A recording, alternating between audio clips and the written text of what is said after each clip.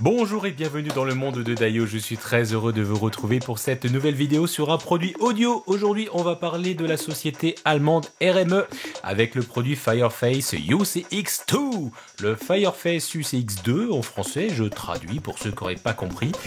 C'est en tout cas le petit bébé que j'ai dans les mains, que je vais vous montrer, que j'ai là d'ailleurs, vous pouvez le voir sur ma caméra du dessus. C'est une superbe interface audio dont je vous dévoile les secrets et le test complet dans cette vidéo. C'est parti, générique!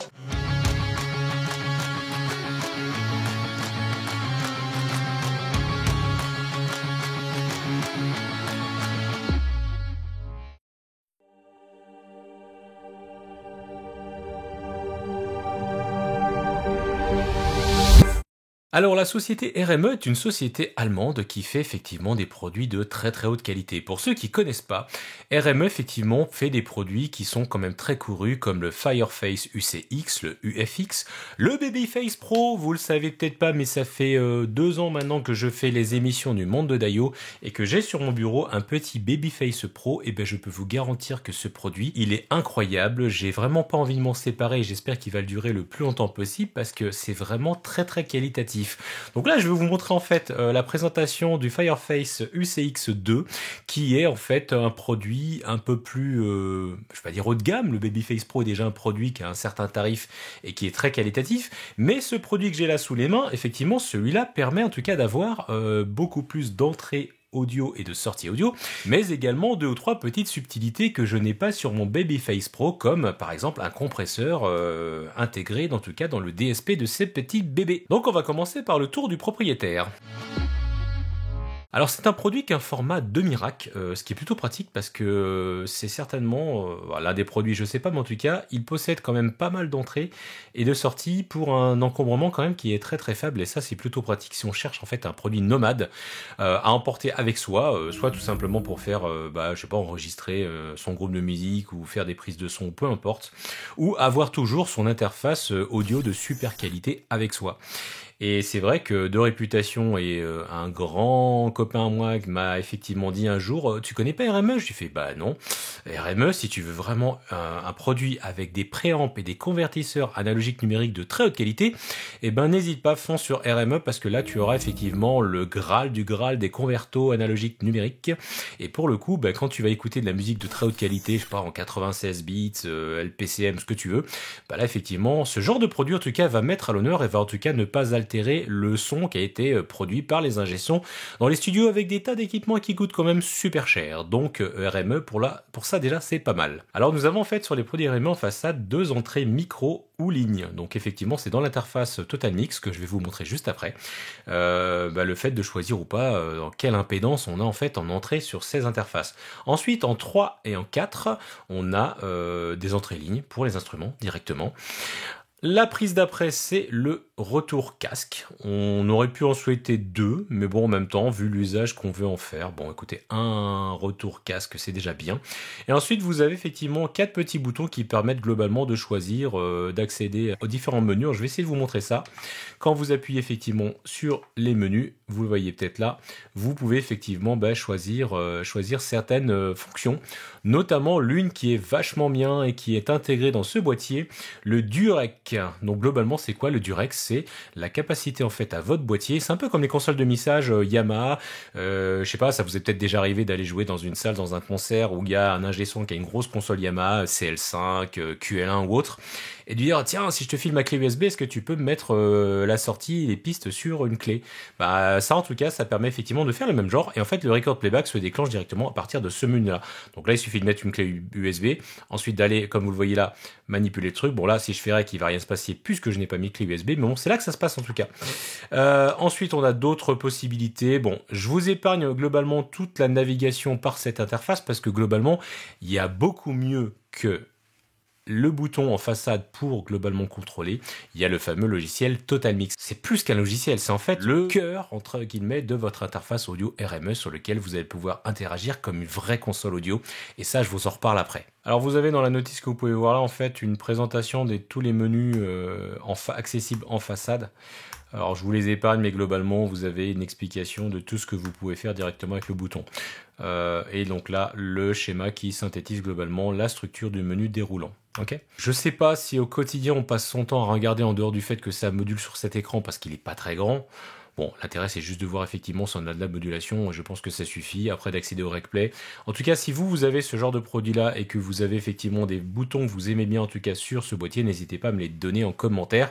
Moi je découvre ce produit aujourd'hui, en fait je l'ai pas eu sous la main, je connais beaucoup mieux le petit frère qui est le Babyface Pro, mais je suis très heureux en tout cas d'avoir ce produit là qui m'est prêté par notre partenaire permanent DID Technologies, que je remercie pour ce test, et chez qui est revendeur officiel des produits RME, vous pouvez effectivement bénéficier de leur expertise pour la vente et les conseils, entre autres, des produits RME. Donc appelez-les de notre part. Vous avez ensuite à l'arrière les autres entrées et les autres sorties qui sont disponibles, c'est-à-dire 4 entrées supplémentaires au niveau ligne, et ensuite on a 6 sorties analogiques au format jack qui sont disponibles. On a aussi du MIDI. Voilà, du MIDI en in-out, donc vous me direz aujourd'hui le MIDI ça passe plutôt par de l'USB, mais ouais, mais pour celui qui a un vieux clavier, un vieux produit qui marche toujours très bien et qui a envie de continuer à l'utiliser, mais merci RME d'avoir mis ça directement dessus. Qu'est-ce que ça coûte, franchement? Donc c'est très bien, ça prend peut-être... franchement, il manque rien en fait sur ce boîtier. Donc moi je trouve ça très bien de l'avoir mis. Ensuite, on a une entrée word clock pour la synchro. Vous avez également une entrée et une sortie ADAT pour rajouter des entrées ou des sorties si vous n'avez pas assez des 8 entrées analogiques de ce produit. Vous avez aussi à l'arrière le port USB pour brancher votre clé USB pour avoir cette fonction d'enregistrement de vos canaux audio analogiques. Le port USB qui permet de connecter votre interface à votre ordinateur, et aussi une prise en sub D9 qui permet globalement d'avoir à la fois, je vais vous montrer le cordon juste après, vous avez une entrée-sortie AES-EBU, et du SPDIF. Voilà, et il faut tout simplement avoir ce petit câble que j'ai là. Donc vous voyez, vous avez effectivement un canal stéréo AES, une sortie, et vous avez du Cinch en SPDIF. Voilà, donc si en tout cas vous avez besoin de différents types de sorties pour se connecter sur du produit grand public plus professionnel, globalement vous voyez que ce produit il a tout dans les mains. Et le dernier truc que vous avez, c'est le cordon d'alimentation, et au départ quand j'ai branché le truc je me disais mais putain c'est pas vrai, c'est un peu sensible, ça se débranche facilement, et puis je trouvais ça un petit peu cheap en fait d'avoir ce genre de cordon là sur ce produit-là. Et en fait, non, je me suis aperçu qu'il y avait une étiquette que je vous montre là qui dit globalement Lock Tab. Il suffit juste de lire et de regarder que, en tout cas, la prise, vous le voyez peut-être pas là, mais effectivement, elle a un petit truc, une petite excroissance, on va dire, en métal, qui permet globalement de faire ce que je vais faire là, c'est-à-dire de rentrer le power dedans, on l'enfonce bien et on tourne. Et là, vous voyez que je ne peux plus sortir la prise, donc ça c'est plutôt pas mal pour les arrachages sauvages intempestifs. Donc je vais brancher en tout cas ma prise USB, je vais récupérer aussi mes systèmes d'enceinte audio, je vais brancher sur le 1 et sur le 2. Voilà, donc globalement mon système RME est prêt. Alors il y a tout un tas de cordons qui fournit en fait avec la boîte d'origine. Donc là j'ai ouvert en fait le boîtier pour vous montrer l'unboxing. Et vous avez effectivement, alors c'est dommage, ça serait bien que même RME, les fabricants, vous fassiez un effort sur l'emballage, d'arrêter d'utiliser du polystyrène, d'arrêter d'utiliser du plastique. Il y a quand même des marques aujourd'hui qui font des efforts pour n'utiliser que du carton. L'électronique, c'est pas hyper fun et durable, donc bon, on adore vos produits, mais à un moment donné, déjà sur les emballages, si vous pouviez faire ne serait-ce que des efforts, ça serait quand même bien apprécié, et on vous remercie d'avance. De base, le produit est livré avec tout un tas de cordons natifs, c'est-à-dire vous avez le bloc d'alimentation, le cordon secteur France ou américain. Vous avez également un cordon optique, voilà, pour brancher directement un produit au format ADAT sur le produit. Vous avez deux cordons USB, un en USB classique, comme ce cordon-là que je vous montre, mais il y a aussi le fameux USB-C. Et pour le coup, en fait, RME, dans le produit, vous donne également un cordon USB-C pour brancher sur vos derniers ordinateurs, et moi sur mon MacBook Pro, par exemple. Vous avez également le cordon que je vous ai présenté tout à l'heure avec l'AES-EBU et le SPDIF. Voilà, donc en tout cas, c'est bien fourni en cordon, et ça c'est bien, comme ça déjà on n'a pas à racheter d'autres cordons supplémentaires pour brancher son produit. Alors le boîtier, il est en finition métal, c'est solide, ça pèse, alors c'est pas hyper lourd, c'est plus lourd que d'autres produits que j'ai eu dans les mains qui font vraiment plastoc pour le coup. Mais c'est vrai que là, on est quand même sur une finition qui est plutôt robuste. Moi, je trouve ça bien. On sent que ça va pas nous lâcher dans les mains. En tout cas, au niveau de la solidité des prises et tout à l'arrière, ça m'a l'air vraiment tout à fait correct. Voilà, donc et là, il y a une espèce de truc, normalement, pour mettre il me semble, un antivol Kensington, mais il y a aussi un espèce de... Je sais pas comment on peut faire pour mettre un Kensington avec cette espèce de tige devant. Bon, j'ai pas regardé la notice pour tout vous dire, mais voilà. Ok, donc j'allais faire un petit reproche en fait au produit en disant mais c'est pas possible, on a une alim qui est tout le temps allumée et puis on peut pas, il y a pas de bouton on/off en fait pour éteindre ce produit parce que le Babyface que j'ai moi, comme il n'est alimenté que par de l'USB, en fait il s'éteint avec mon ordinateur, ce qui est plutôt pas mal. Sauf que bah oui, il fallait regarder en fait sur le bouton que vous voyez là, si on laisse appuyer 2 secondes, et ben voilà, le produit s'éteint. Donc j'ai droit à un joli buzz dans mon retour audio. Je sais pas si c'est normal. En tout cas, si on éteint le produit et qu'à chaque fois on a ce genre de choses là, c'est pas très cool. Bon, on va le rallumer. Bon, je l'ai rallumé. Je sais pas si vous avez entendu, j'avais une espèce de buzz audio quand le produit était éteint. Donc c'est pas terrible pour le coup d'avoir cette espèce de buzz. Alors on va vérifier aussi si le firmware est à jour, si c'est bien la dernière version. Voilà. Pourquoi ça buzz comme ça quand le produit est éteint, je comprends pas trop. Ça m'étonne. Alors chez RME, vous avez en fait toute une catégorie de produits que je vais vous présenter rapidement. Vous avez des cartes internes audio PCI Express, voilà, avec plein de formats différents. Vous avez les fameuses interfaces comme le Babyface que je possède. Alors j'ai pas cette dernière version, le FS, je sais pas qu'est-ce qu'il a d'autre comme version, mais en tout cas c'est la dernière version, mais j'ai quasiment le même et c'est vraiment un produit que je vous recommande et que j'adore. Voilà, quand on arrive ici, vous avez effectivement la série des Fireface. Alors vous en avez plusieurs, vous avez le Fireface 802, l'UCX2, l'UFX2 et vous avez effectivement le nombre de canaux que ces produits possèdent. Donc on va rentrer un petit peu plus dans les détails juste après sur comment on compte le nombre d'entrées et de sorties de ce produit. Et vous avez aussi chez RME des convertisseurs, tout simplement. Voilà, des convertisseurs analogiques numériques de très très haute qualité, comme je le disais dans cette introduction de cette vidéo. Vous avez aussi directement des interfaces en MADI, en veux-tu, en voilà. Voilà, directement. Alors, on va parler du nombre total d'entrées, puisque les spécifications du fabricant nous parlent de 40 entrées-sorties. Comment ça se décompose? Vous avez en façade 1, 2, 3, 4 entrées analogiques en façade, 5, 6, 7, 8 à l'arrière, donc 4 supplémentaires. Donc ça, c'est pour les entrées audio analogiques. Ensuite, vous avez le AES-EBU qui vous rajoute 2 canaux en entrée, donc 8 et 2, 10. Vous avez effectivement le SPDIF, 2 canaux 12. Et vous avez ensuite le ADAT qui permet d'aller jusqu'à 8 canaux. Donc on arrive à 20. Donc 20 entrées. La même chose en sortie, vous avez 1, 2, 3, 4, 5, 6. Le casque, on va considérer que c'est une sortie aussi, puisqu'on peut effectivement la retrouver dans l'interface, vous verrez. Donc on est à 8. Ensuite, on a la date en sortie, la SEBU, le SPDIF, donc on est bien effectivement à 20 sorties, donc 40 canaux au total sur ce petit boîtier, ce qui est plutôt pas mal. Alors on a également 2 prises MIDI, et oui, à l'ancien format, c'était déjà quand j'étais plus jeune et que je commençais à faire de la MAO sur mon Atari 500 ST je crois, avec Cubase. Ouh là, ça me rajeunit pas tout ça. En tout cas, si j'avais toujours mon clavier de l'époque qui n'avait que des prises MIDI de ce format, je pourrais effectivement le récupérer et le connecter à mon interface et à mon logiciel de MAO préféré. Donc il y en a qui diront que ça sert à rien, moi je trouve que c'est pas plus mal de pouvoir brancher certains vieux équipements là-dessus. Merci RME. Alors combien ça coûte ce petit bébé? En gros, en moyenne, on tourne aux alentours de 1500 € TTC. Bon, ça varie en fonction. Alors je sais pas si la parité de l'euro-dollar, tout ça, ça change, mais en moyenne, effectivement, c'est un prix que vous allez me dire qui est pas donné. Et la concurrence, effectivement, fait également des produits avec autant d'entrées-sorties, si ce n'est plus. Donc pourquoi, entre guillemets, investir dans un produit RME? Pour tout un tas de raisons que je vais vous expliquer maintenant. Petit 1, RME a une qualité de préampli, une qualité d'électronique qui est, je ne vais pas dire sans égale, mais qui fait partie très certainement des meilleures marques au monde aujourd'hui. Et cette qualité, elle est reconnue par tous les professionnels. Et effectivement, à un moment donné, la qualité, ça a un prix. Donc, vous pouvez effectivement acheter des interfaces audio bas de gamme avec des préamps de merde, disons-le.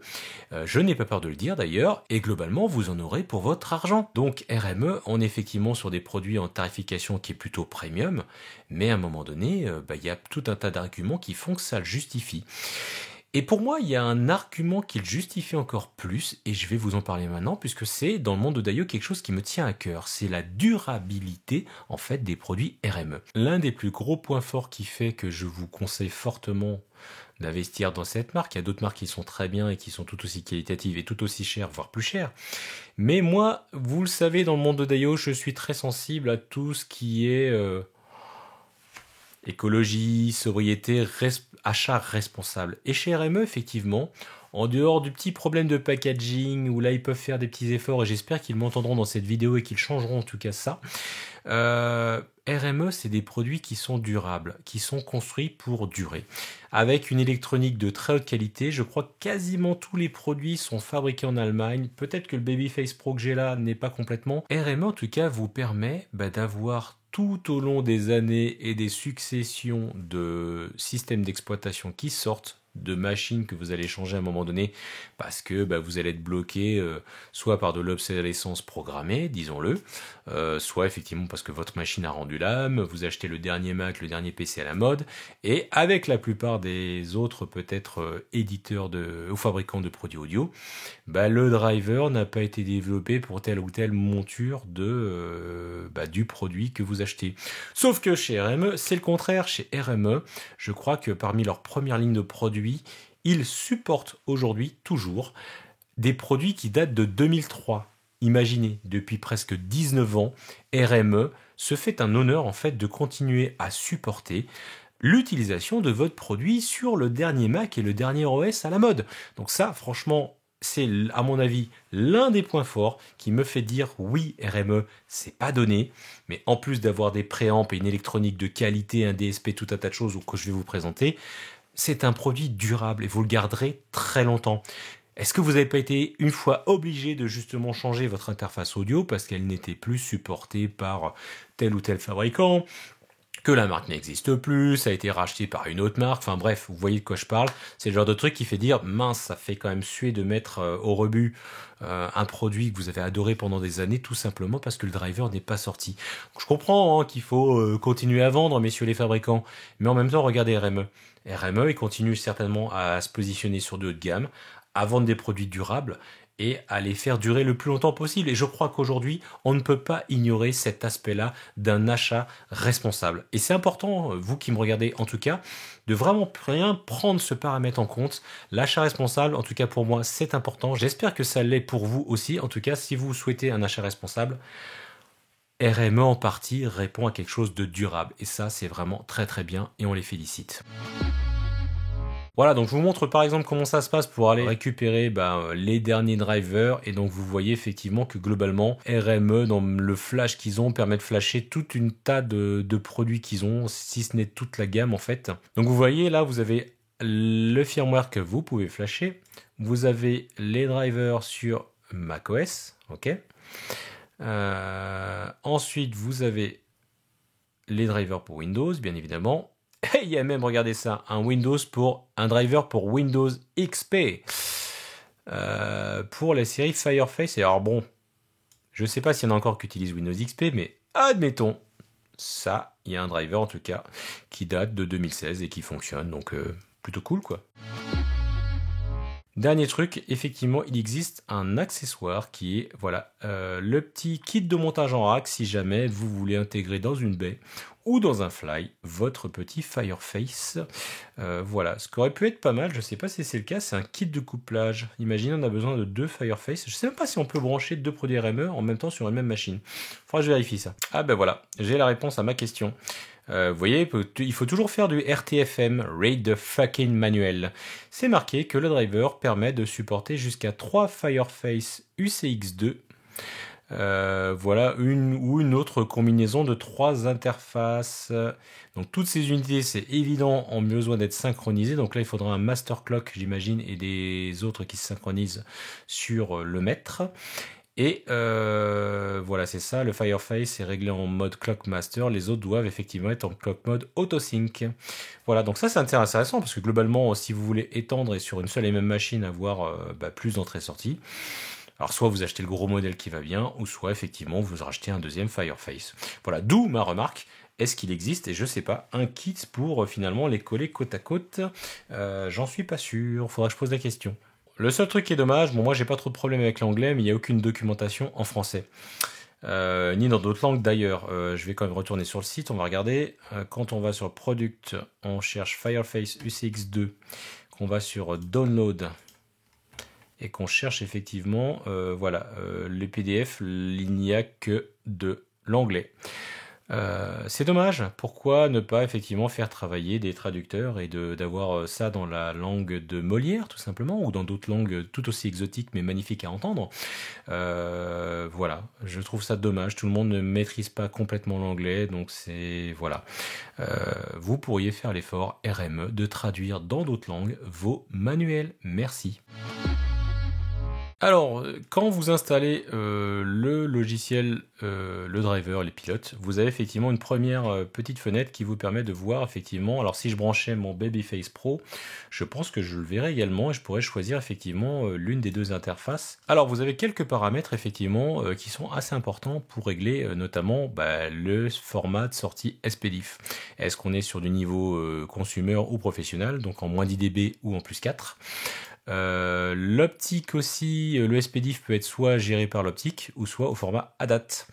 Ok, c'est ici également qu'on va pouvoir gérer effectivement sa synchro, le word clock entre autres, savoir s'il est interne ou s'il est en automatique comme il le mettait. Alors je sais pas où on le met. Word clock internal. Bon. Bref, c'est ce qu'il disait, si vous avez plusieurs produits branchés sur la même machine, je pense que c'est là qu'il va falloir régler qui est le master, qui est le slave, ok. Donc on va vérifier, tiens, on va voir si on a le dernier driver, puisque ce produit-là est tout neuf, je l'ai sorti du carton, donc on est en 3 driver 37 RME. Donc on va vérifier le driver en tout cas de notre UCX2 et voir si on a bien les dernières mises à jour driver. Il y a un petit logiciel pour effectivement flasher le produit. On va regarder ce qu'il nous dit. De toute façon, s'il n'est pas à jour, il va me le dire. Donc, qu'est-ce qu'il me dit? Il me dit... Voilà, vous voyez là, globalement, current révision 37, on en est à la 39. DSP, on est bon. Class compliance, machin. Donc, ce que je vous propose, c'est de cracher le produit avec la mise à jour en direct. On va voir, en espérant que j'ai pas de problème et de coupure de courant surtout, parce que sinon, c'est la merde. Allez, on update. Ça met à jour. Et c'est terminé. Donc c'est marqué Power off the device for the update. Ok, donc je l'éteins. Voilà, donc j'ai droit, vous l'entendez, à ce super buzz. Ça c'est vraiment bizarre. Hein. Je trouve ça bizarre que ça fasse ce truc-là. Dans les studios, c'est pas acceptable d'avoir un truc comme ça. Ou alors il laisse tout le temps allumer le produit, mais moi je trouve que c'est pas bien quoi. Consomme pour rien, voilà. Donc là j'ai rallumé. Maintenant nous allons voir effectivement ce que me dit le petit truc. Voilà, donc comme vous le voyez là, on est passé en firmware 39, donc la mise à jour, c'est aussi bête que ça. Il suffit juste de lancer le petit logiciel et ça s'occupe de tout seul. Donc Total Mix, c'est le super logiciel de RME qui permet globalement d'avoir comme une vraie console de mixage. Sachant que vous pouvez aussi avoir la télécommande sur un iPad. Il y a une application iPad a priori qui permet de contrôler les paramètres de votre boîtier. Je crois même, et j'ai déjà fait avec mon Babyface Pro, je suis sûr que ça marche là aussi, vous pouvez directement brancher en fait le Fireface sur un iPad Pro par exemple, avec le câble qui va bien, et directement enregistrer sur un iPad avec un GarageBand ou je ne sais quoi, directement tout ce qui rentre dans le Fireface dans GarageBand. Donc vous le voyez sur cet écran, vous avez les entrées analogiques qui sont en haut. Ensuite, en dessous, vous avez tout ce qui est les entrées logicielles. Ok. Et en dessous, vous avez les sorties hardware. Ok. Donc, on va commencer par les entrées. Prenons par exemple les entrées analogiques 1 et 2, micro 1, micro 2. Alors, vous avez la possibilité de les linker. Voilà. Si jamais vous rentrez un signal stéréo, ce serait plus pratique. Bon, là, on va pas le faire. On va pas dans les métiers au milieu, on clique sur la petite clé et là on a quoi? La possibilité de faire du 48 volts pour un micro qui le nécessite. Le gain, alors on a le fameux justement auto set Donc là, je sais pas trop comment ça marche et je pourrais pas vous le montrer sur cette vidéo parce que j'ai pas branché mon joli Neumann directement sur lui. On a aussi effectivement les FX, je vous montrerai ça après. On peut effectivement gérer de la reverb, de l'écho, des effets en tout cas qu'on peut directement doser et renvoyer sur chacune des tranches. Voilà, on a un equalizer, effectivement 3 bandes, plus un low cut que l'on peut régler. Donc là, globalement, bah voilà, vous voyez, vous avez le différent type de fréquences, enfin de forme de fréquence que vous voulez couper. Est-ce que c'est du... je ne sais plus en détail, excusez-moi, ça fait longtemps que j'ai pas révisé, mais globalement, voilà, vous avez le passe haut, passe bas, vous avez effectivement paramétrique, vous avez effectivement la fréquence de coupure, donc là on peut aller là. Alors, est-ce qu'on aurait pu avoir une fenêtre un peu plus grande? Bon, à la limite, je vous dirais, le contrôle, voilà. On l'a avec la petite molette qui est là, on clique. On peut même rentrer manuellement, si on le sait, voilà, directement ces valeurs. Voilà, le Q, on peut effectivement l'augmenter, le réduire. Pareil pour le low cut, je peux effectivement avoir 24 dB de réduction et je peux couper en dessous de 80 par exemple. Voilà, donc vous avez en tout cas sur chacune des entrées un equalizer, ok. Et vous avez ce que j'ai pas sur mon Babyface Pro, et là je suis presque jaloux, un compresseur. Voilà, il y a un joli petit compresseur. Alors il y a des presets. Bon, vous avez déjà des presets entre guillemets qui sont à régler. En tout cas, vous le voyez bien. Oh, il y a aussi le auto level. Auto level. Alors je sais pas ce que ça fait l'auto level. Max gain, headroom, rise time. Ah, j'ai peut-être une petite idée de ce que c'est. Ça peut être intéressant dans certains usages. Alors je dirais, c'est un peu comme peut-être l'automix que vous avez sur certaines consoles. Par exemple, vous faites du streaming comme moi, vous n'avez pas un ingé son, et vous avez des mecs qui parlent, et vous voulez globalement que ça gère automatiquement le mix des sources pour que ce soit à peu près équivalent au niveau. Est-ce que c'est ça? Donc c'est à peu près ce que je pensais, l'auto-level, c'est ça. Vous allez effectivement déterminer le gain maximal, l'amplitude maximale sur laquelle le logiciel va gérer globalement le niveau des sources. Et il va caler, j'imagine, les différentes sources les unes par rapport aux autres. Sans aller trop loin, c'est vous qui déterminez effectivement le gain maximum qui va permettre de gérer ça pour pas que ce soit délirant non plus et qu'on génère pas trop de bruit, par exemple, ou qu'on remonte pas le bruit ambiant, par exemple. Donc je pense que ça sert à ça, donc à tester. En tout cas, si vous avez déjà testé ce genre de fonctionnalité sur les RME, dites-le moi. Ensuite, qu'est-ce que nous avons? Donc une fois qu'on a terminé avec la partie compression, donc vous avez la dynamique. Voilà, à chaque fois que vous cliquez dessus, en fait, vous affichez des petites fenêtres. Vous pouvez effectivement gérer les phases.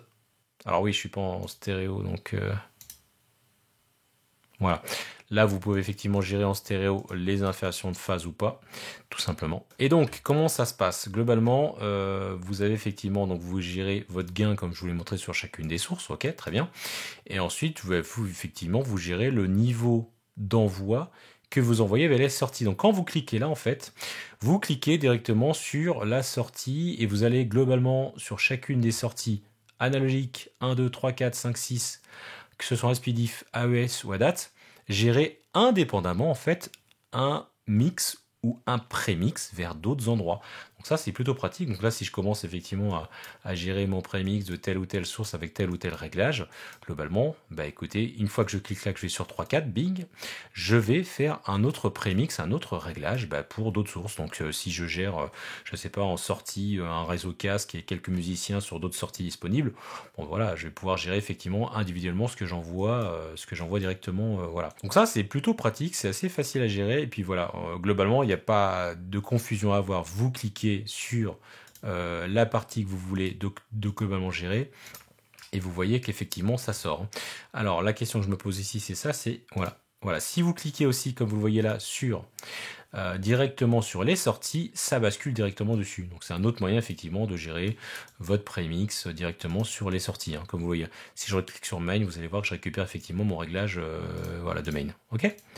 Ensuite, vous avez le retour playback des sources. Voilà, donc là, il y a un contenu musical qui ressort effectivement directement depuis ma tranche 1.2, en tout cas mon software playback. Ok.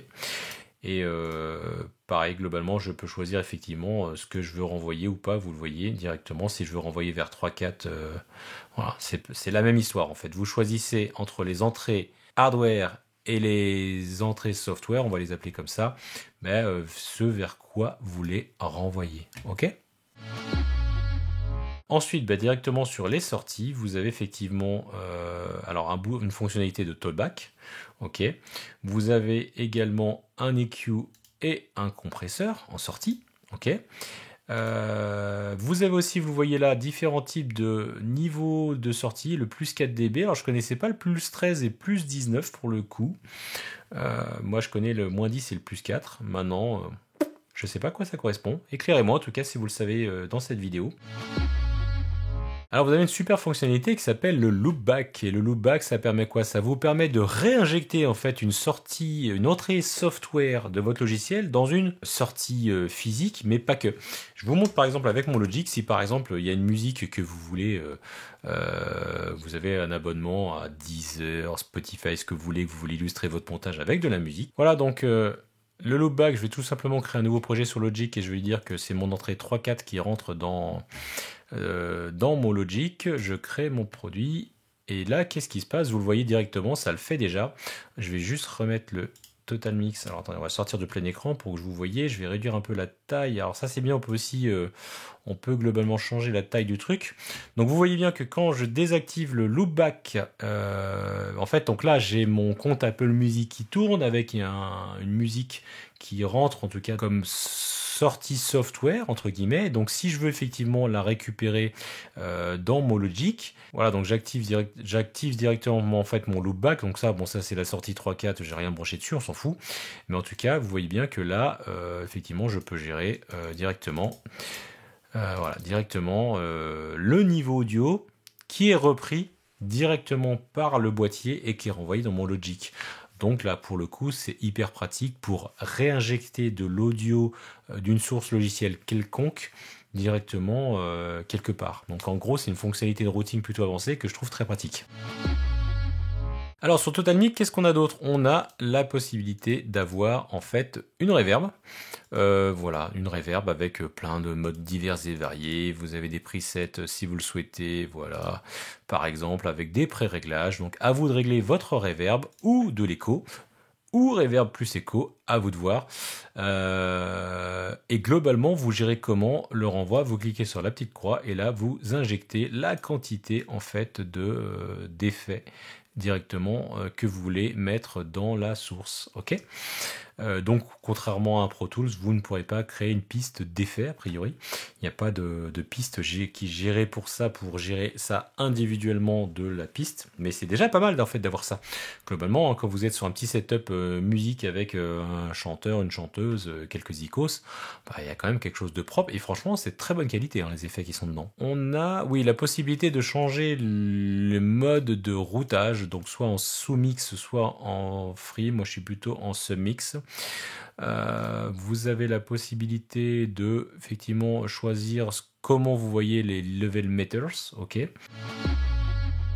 Voilà, une autre fonctionnalité qui est intéressante, c'est que globalement, en fonction de votre setup, vous pouvez sauvegarder en fait dans l'un des 8 presets votre config que vous pouvez renommer. Voilà, Dio Stream par exemple. Voilà, et globalement, c'est hyper facile de... Moi, c'est ce que je fais avec mon Babyface Pro, hein, globalement. En fonction de ce que je fais, soit je suis en mode stream sur Twitch, donc là, j'ai fait mon recall avec ce micro-là, soit je me mets en mode enregistrement pour ce que je fais là, donc c'est encore un autre preset, et soit je suis en mode répétition, musique, chant, et j'ai encore un autre preset, donc ça m'évite à chaque fois de re-régler, entre guillemets, les configs, voilà. Un petit truc, ouais, un petit détail qui est intéressant, dans les snapshots, quand vous rappelez les snapshots, vous pouvez effectivement lui dire de ne pas charger le volume principal ainsi que le réseau casque ou le control room. Parce que c'est vrai que j'ai eu des fois une mauvaise surprise de charger mon preset et d'avoir le niveau qui était taquet, je me suis pas rendu compte du truc et je me suis pris une bonne charge dans les oreilles. Donc voilà. Alors vous pouvez effectivement ici aussi déclencher l'enregistrement du dur, je sais pas comment on le prononce, dur corder. Donc je vous ai montré qu'on pouvait le faire directement depuis la façade du boîtier, mais effectivement vous pouvez passer bien évidemment par Total Mix pour le faire. Donc là j'ai pas de médias, on a le petit panneau de contrôle, on peut me réécouter. Quand vous cliquez sur Record View, globalement vous choisissez les pistes que vous voulez enregistrer directement. Et ça c'est pas mal du tout ça. Pas mal du tout. Même les sorties, tiens, les entrées. Et on peut même enregistrer les sorties de son mix. Ah, c'est très intéressant. Je sais pas ce que vous en pensez, mais c'est plutôt bien vu. Donc là, vous êtes en mode Record View et effectivement, vous choisissez, c'est là où les pistes. Alors, j'aimerais juste savoir effectivement dans quel format ça enregistre ça. On va aller voir ça dans la doc. Alors, exemple de haute performance média, tatati tatata. Ah oui, alors ça dépend. Voilà, il faut bien mettre, je pense, la bonne clé USB. Alors, il passe par exemple d'un SanDisk Extreme Memory. Donc, c'est effectivement des clés USB qui sont hyper puissantes. Mais a priori, ça permet d'enregistrer 40 canaux en 96 kHz. Franchement, chapeau quoi. Chapeau. Alors je sais pas si vous aurez un jour 40 canaux à enregistrer au total, mais c'est énorme en fait. C'est-à-dire que vous pouvez tout enregistrer sur une clé USB ou effectivement sur un SSD. Assez intéressant en fait. Voilà. Franchement, c'est assez intéressant. Si on veut pas se prendre la tête avec un logiciel d'enregistrement, Logic, Pro Tools, tout ce que vous voulez directement faire ça depuis le boîtier. Franchement, voilà, je trouve ça plutôt pas mal. Bravo en tout cas RME, c'est vraiment une fonctionnalité qui me plaît bien. Alors vous avez aussi une possibilité, comme sur n'importe quelle console de mixage, de créer des groupes de mute, des groupes de solo. Par exemple, on va se mettre sur Edit, on va choisir le preset 1 solo. Et là, on va choisir globalement les pistes qu'on veut en solo. Voilà. On va faire la même chose en 2 avec d'autres pistes. Voilà. Et maintenant, si je rappelle effectivement mes solos, vous voyez effectivement que c'est plus rapide d'avoir des groupes. Pareil pour les mutes, j'imagine qu'on est sur la même histoire. Mute, tac, tac, tac, tac. Yes. On va aller sur le 2. Mute, mute, edit, voilà. Ok, même histoire. Vous avez vu, on peut effectivement facilement créer ces groupes de mute, ces groupes de solos. Et les faders, alors c'est quoi les faders? Les faders, comment ça marche? Ah, voilà. Yes! On peut aussi faire des groupes de faders. Alors attendez, comment ça marche? On fait ça, et après il se passe quoi? Ah, yes! Regardez ça. On peut directement, je sais pas, alors, gérer par exemple un prémix voix. Et effectivement, plutôt que de toucher individuellement à 3-4 choristes qui chantent pour vous, là, effectivement, vous créez un groupe sur le fader, comme ça, et vous avez effectivement la possibilité, c'est assez bien foutu, puisqu'on est sur une échelle qui est logarithmique, si je dis pas de bêtises, et pas linéaire. C'est pour ça qu'à la fin, on a effectivement tout le monde qui arrive à peu près à 0. Donc, c'est assez bien foutu, c'est hyper facile, en fait. Je continue à éditer, on va éditer le 3, je vais prendre celui-là, celui-là, celui-là, celui-là. Voilà, et franchement, ouais, putain, c'est top. Franchement, RME, il m'épate. En fait, je découvre là, et ça fait des années que j'utilise mon Babyface Pro. Mais bon, j'ai pas eu trop l'usage de ça pour tout vous dire, pour la config que j'ai. Mais demain, effectivement, je me retrouverai en prestation enregistrement musique ou un truc comme ça. En tout cas, en déplacement avec un MacBook et un Fireface, il n'y a pas besoin d'emmener une grosse console numérique. Ça sert strictement à rien. Hein. À mon avis, vous mettez même l'iPad pour contrôler ça. C'est fabuleux, quoi. C'est fabuleux. Je trouve que c'est vraiment pratique. Le layout preset, effectivement, permet de déterminer quelle vue d'ensemble vous souhaitez avoir pour telle ou telle config. Donc, si je retourne dans mon channel layout, vous choisissez effectivement qu'est-ce que vous voulez voir. Si vous voulez complètement épurer et dégager globalement ce qui n'est pas nécessaire, moins, entre guillemets, il y a d'embrouille à l'écran et moins vous risquez de faire de conneries, disons-le clairement. Donc là, globalement, je ne laisse que mes entrées analogiques parce que je sais que tout le reste, j'en ai pas besoin. Dans les playbacks, c'est pareil. Qu'est-ce que j'ai pas envie? Alors, ah oui, je peux le faire même d'un coup. Ping. Voilà. Je dégage tout ça. Et pour les outputs, je garde que, voilà, 3, 4, je dégage toutes les autres. Bing. Et là, je fais OK.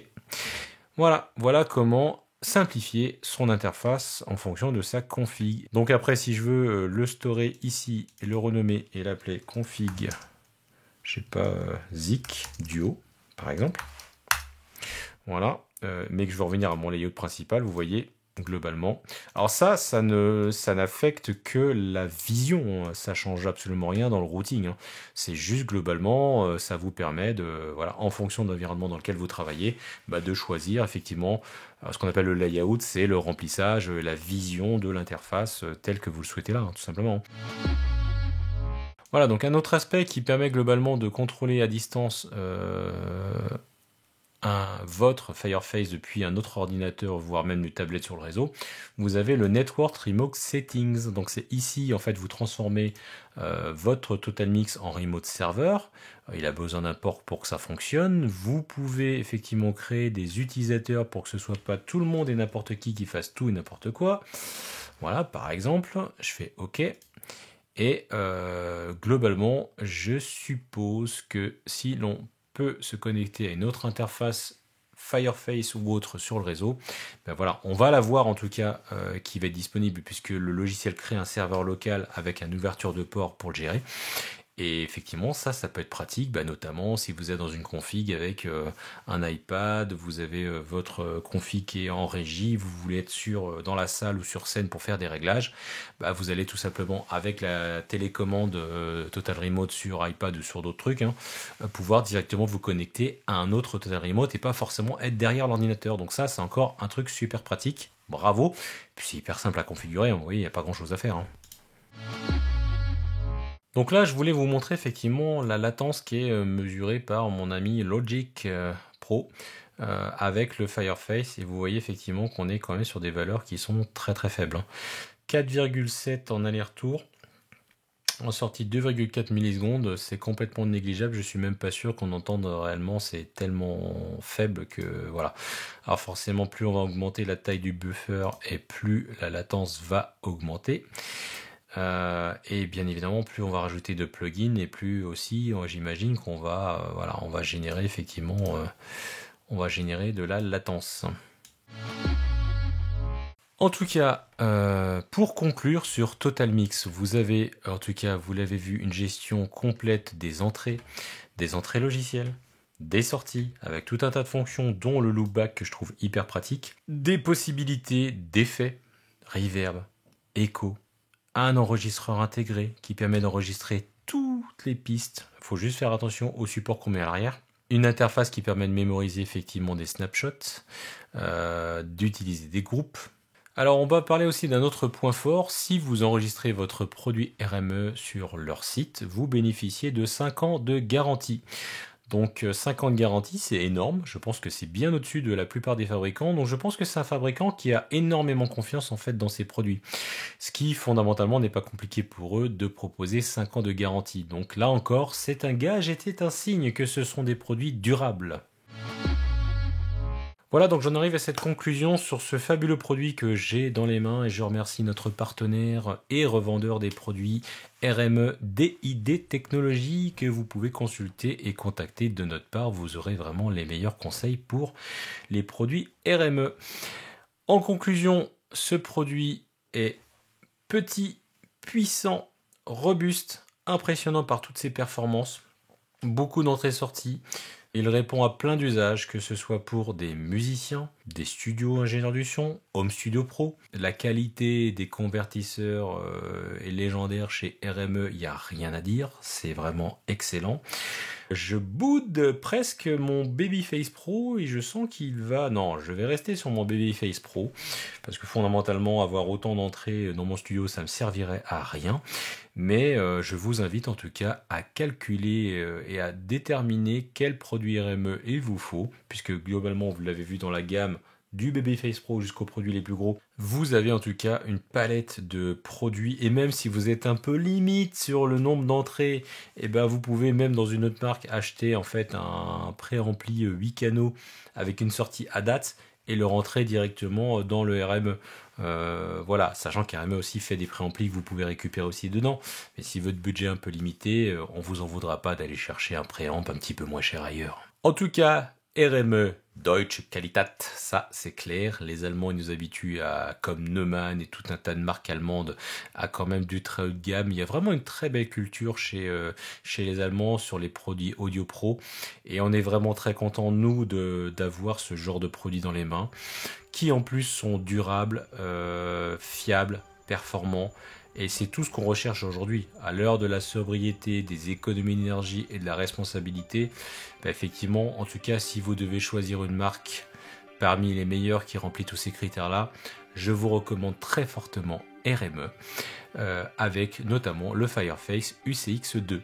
Voilà, en tout cas, j'espère que vous avez apprécié cette vidéo. N'hésitez pas à cliquer sur le petit pouce, à me faire part de vos commentaires.